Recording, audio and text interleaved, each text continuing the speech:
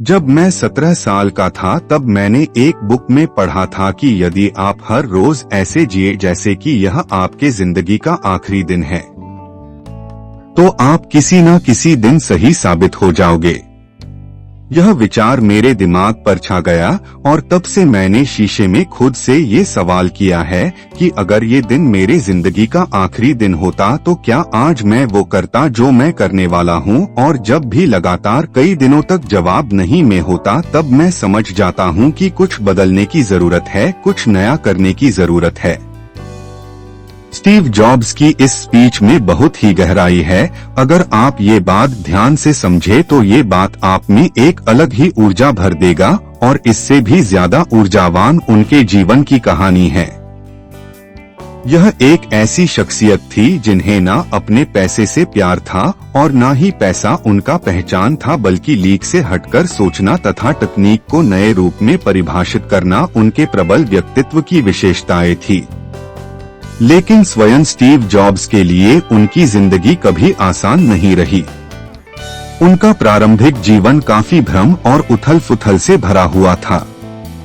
बिना समय गवाए हम उनके बारे में शुरू से जानते हैं। स्टीव जॉब्स का जन्म 24 फरवरी 1955 में कैलिफोर्निया के सैन फ्रांसिस्को में हुआ था। उनका वास्तविक नाम स्टीवन पॉल जॉब्स था, जो उनको गोद लेने वाले माता पिता क्लारा जॉब्स और पॉल जॉब्स से मिला था। दरअसल उनके वास्तविक माता पिता की आर्थिक स्थिति बहुत ही खराब थी और वे ये नहीं चाहते थे कि उनके बच्चे को भी अभावग्रस्त जिंदगी में जीना पड़े। इसीलिए उन्होंने स्टीव को एक ऐसे दंपत्ति को सौंपने का फैसला किया जो उनकी अच्छी परवरिश कर उनको अच्छी शिक्षा दे सके।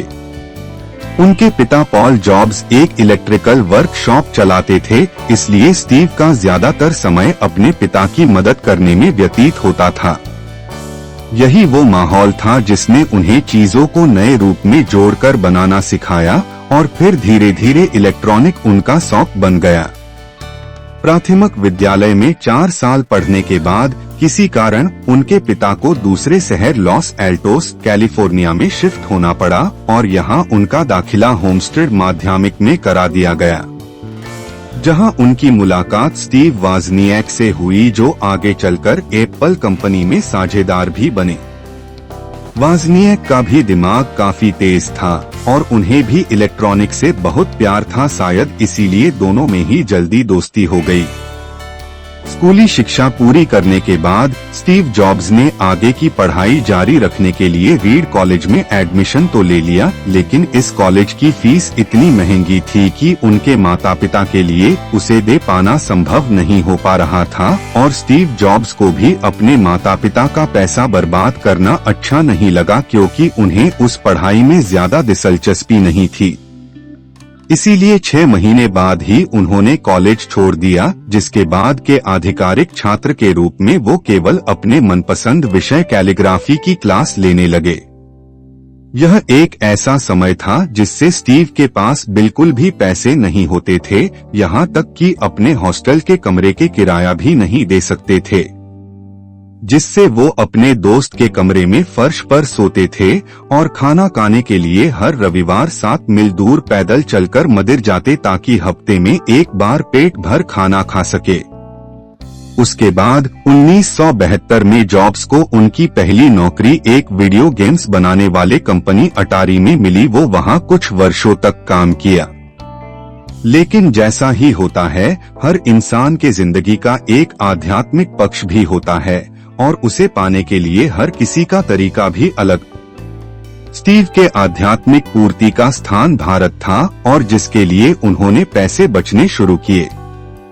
1974 में वह भारत अपने दोस्त डैनियल कोटके के साथ आए, जो बाद में जाकर एप्पल कंपनी के एम्प्लॉय भी बने। भारत में वह 7 महीने रहे और बौद्ध धर्म को पढ़ा और समझा, जिसके बाद वो वापस अमेरिका चले गए और फिर से अटारी कंपनी में काम करने लगे और यहीं पर स्टीव जॉब्स और स्टीव वाजनिएक फिर अच्छे दोस्त बन गए। दोनों ने मिलकर काम करने को सोचा और जहां दोनों की रुचि इलेक्ट्रॉनिक में थी तो कंप्यूटर बनाना उनके लिए सही फैसला था और दोनों ने मिलकर अपने पापा के छोटे गैराज से अपने जुनून को हकीकत में बदला।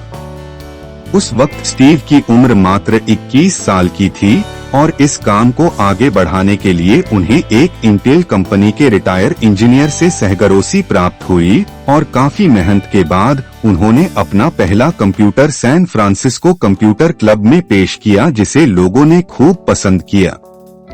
जिसके बाद 12 दिसंबर 1980 को पहली बार कंपनी का आईपीओ बाजार में उतारा गया, जिससे एप्पल एक सार्वजनिक कंपनी बन गई और एप्पल के इस आईपीओ ने विश्व के किसी भी कंपनी से ज्यादा लगभग 300 व्यक्तियों को रातों ही रात करोड़पति बना दिया।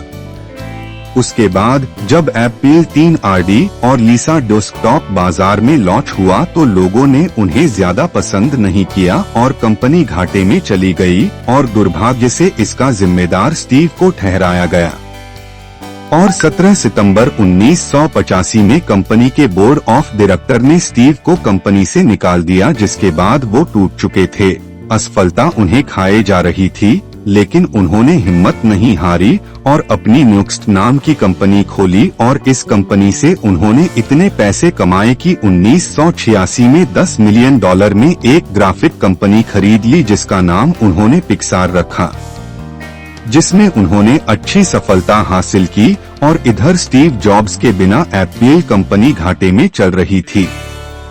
तब एप्पल ने $477 बिलियन ने न्यूक्स्ट कंपनी को खरीद लिया और स्टीव जॉब्स बन गए एप्पल के सीईओ, जिसके बाद उन्होंने एप्पल के अनोखे प्रोडक्ट निकाले जैसे आईपॉड, आईट्यून्स और 2007 में एप्पल का पहला मोबाइल फोन निकाला, जिसने मोबाइल फोन के बाजार में क्रांति ला दी थी, जो आज भी लोगों के दिलों में छाया हुआ है। 5 अक्टूबर 2011 को मात्र 56 वर्ष की आयु में कैंसर की बीमारी के चलते उनका निधन हो गया और अगले ही दिन कैलिफोर्निया के राज्यपाल द्वारा उस दिन को स्टीव जॉब्स डे के रूप में मानने की घोषणा कर दी गई। थिंक डिफरेंट यह स्टीव का मूल मंत्र था।